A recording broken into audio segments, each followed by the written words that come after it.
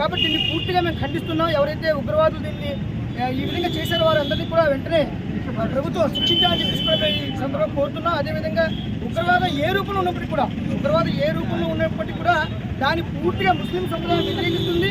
ఎంత మాత్రం కూడా ముస్లిం సముదాయానికి కానీ ఉగ్రవాదానికి కానీ ఏమాత్రం కూడా సంబంధం లేదు. ఈ విషయంతో స్పష్టంగా మీరు అందరూ కూడా అర్థం చేసుకోవాలని చెప్పేసి ఈరోజు పాత్రికా మిత్రుల సమక్షంలో తెలియడం జరుగుతుంది.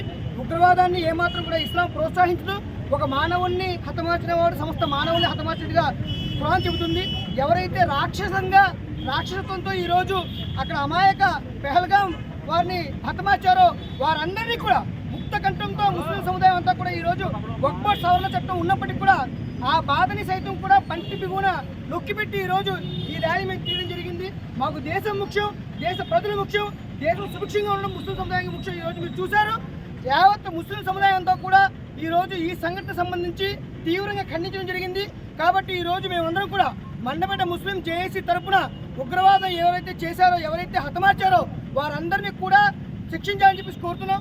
దీంట్లో హిందువులే కాదు ముస్లింలు సైతం కూడా హతమార్చబడ్డారు. మీరు చూశారు, ఈరోజు ఎవరైతే షా ఉన్నాడో, ఆదిల్ హుసేన్ షా ఉన్నాడో అతను తన ప్రాణాన్ని సైతం కూడా లెక్క చేయకుండా తన ప్రాణాన్ని పణంగా పెట్టి ఎంతో మంది ముస్లిం హిందూ సోదరులు కాపాడడం జరిగింది.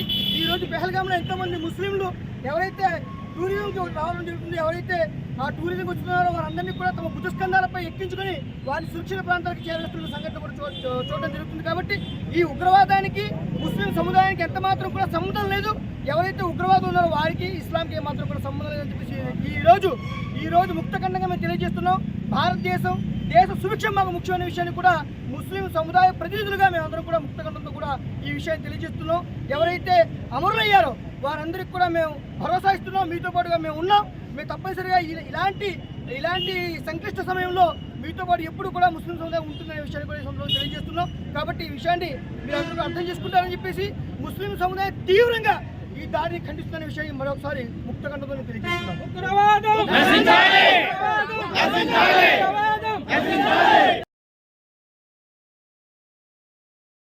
ఆవేదన వ్యక్తం చేస్తున్నాను.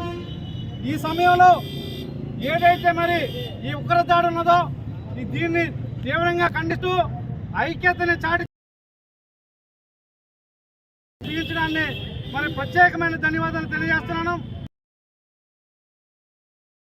దేశ ఇంటెలిజెన్స్ ఉన్నదో ఆ ఇంటెలిజెన్సీ వైఫల్యం చెందిందని చెప్పి మరి ఉగ్ర పరిణామం. ఎందుకంటే భారతదేశంలో ఇటువంటి దారుణం జరగడం పాకిస్తాన్ ఉగ్రవాదులు హిందువులు ఖచ్చితంగా మనందరం ఐక్యత